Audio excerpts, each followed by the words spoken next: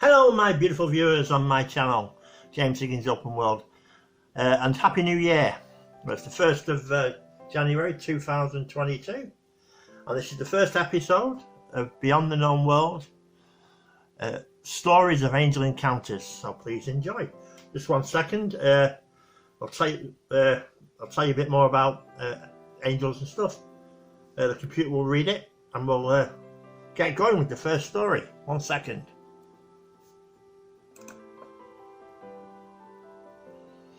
One second. People from all over the world have reported encounters with mysterious beings. They appear to bring important messages or lend much needed assistance, then vanish without a trace. Could they be angels or even guardian angels? Well, who knows? Anyway, let's get to the first story. 1 second. Here we go. Just 1 second. Believes that her guardian angel came to her aid on 2 occasions to help her avoid serious injury. According to her testimony, she actually physically felt and heard this protective force. Both encounters happened when she was a child of kindergarten age. The first experience took place at a popular sledding hill, where Jackie was enjoying the day with her family. The young girl decided to try sledding down the steepest part of the hill. She closed her eyes and started down. I apparently hit someone going down, and I was spinning out of control. I was heading for the metal guardrail. I didn't know what to do, says Jackie. I suddenly felt something push my chest down. I came within less than a half inch of the rail, but didn't hit it. I could have lost my nose. 1 second. Aki's second experience occurred during her birthday celebration at school. She had run across the playground to place her crown on a bench. While running back to her friends, 3 boys tripped her.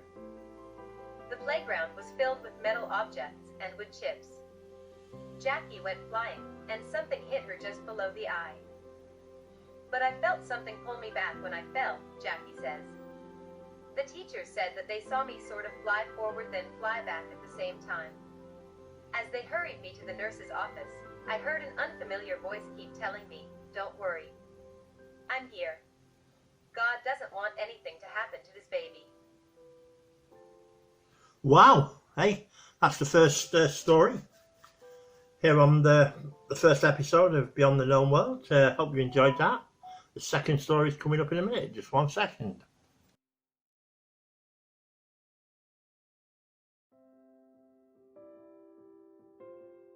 Well, here we are. This is the second story from Beyond the Known World, episode 1. Please enjoy. 1 second. Audible, strange UFO, or angel. Some researchers think there might be a connection between UFOs and angel sightings. They say the angels and heavenly figures encountered in the Bible might actually have been extraterrestrials.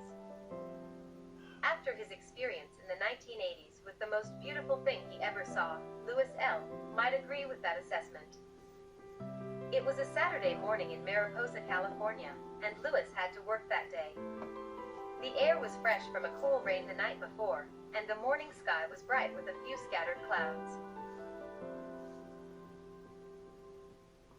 1 second. I was heading out to my car in the back parking lot of the apartment complex where I lived when I noticed someone kneeling next to my car, Louis says. This person saw me and quickly stood up holding a crowbar. The young man was quite obviously startled by Louis's interruption, and although Louis sensed the boy was up to no good, it hadn't yet hit him what he was doing. Then Louis looked through the passenger window of his car and saw that the steering wheel column had been stripped of its cover. He realized that the young man was trying to steal his car. I asked him what the hell he was doing, Louis recalls. He gave me a lame story about his friend's car being stolen last night, and that my car looked like his friend's, and so on. I didn't want to hear it. I told him I was going to call the police, which I did on my cell phone. Just 1 second. US dialed 911 and gave the dispatcher the way and warned him not to leave. The boy said he would wait for the police, but Lewis could tell he was just waiting for the right moment to make a run for it. If he did, I wasn't going to try to stop him, because his adrenaline was pumping, and he had that crowbar, Lewis says. As Lewis was grilling the young man, trying to detain him, he began to notice 3 rather large clouds in a single-file formation that were almost overhead. Then I saw it, he says. A shiny object exiting from the first cloud and entering the next, and then coming out of that one. It was shiny, like brightly polished chrome, and moving at a good speed. I couldn't make out the shape. 1 second.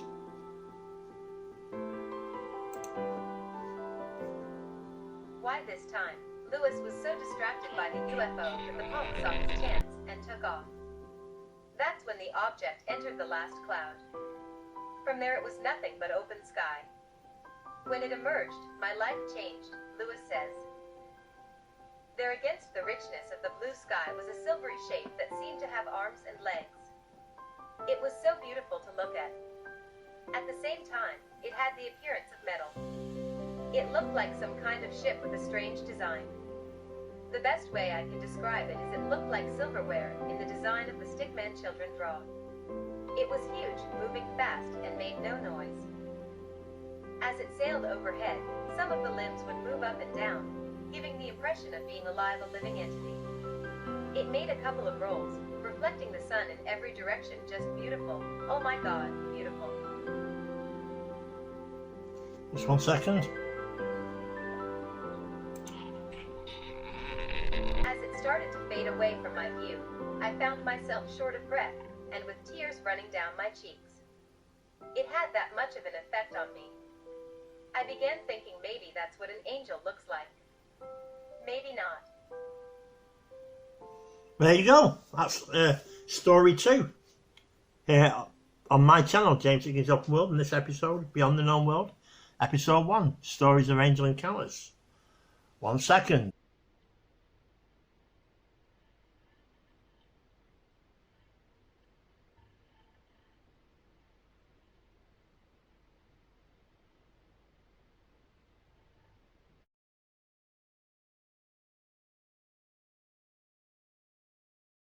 Well, here we go. This is story 3, read by myself. It's having a few issues with the computer reading it, so I'm going to read it myself. Right, let's get to it. There are many stories of people receiving much needed money from mysterious unknown sources. Ellie has such a story that she recalls from the summer of January 1994 when she was living in Melbourne, Australia. It was late afternoon and Ellie was outside gathering the family laundry from the clothesline. There was a sudden small willy, an Australian term for a swirling wind funnel of dust and leaves. As it raced past me, I saw something blue whirling in the middle of the dust and leaves and managed to grab hold of it, she says. I was surprised and very pleased to see it was a $10, I think it is, note. A few days later, Ellie was at the back of the yard checking on her garden tomatoes when she spotted something lying in the grass. She was, 1 second. 1 second. She was astonished to find it was a £20 note. Not long afterwards, in another part of the garden, she found a £5 note and yet another 20 note nestled among the leaves of the daylilies. By the time I'd told my family of the angel money, she tells us, none of them had put money there, not with the possibility of it blowing in the often high winds of summer. Al was quite quiet for a few days. Then one of my sons came in with an ear-to-ear grin and a £20 note that he just found on top of the compost heap. Most of us would say this was not an angel money at all, but money that someone had lost, that had simply blown into Ellie's garden. But Ellie's not quite convinced of that explanation. That's because a week or so later she had another amazing find, this time in her house. Wow, just 1 second. I was cleaning out under the bed and pulled out a pair of slippers, and there, nestling in the toe of one, like a little green note, was a 50-cent coin. Wow, unbelievable, isn't it, that?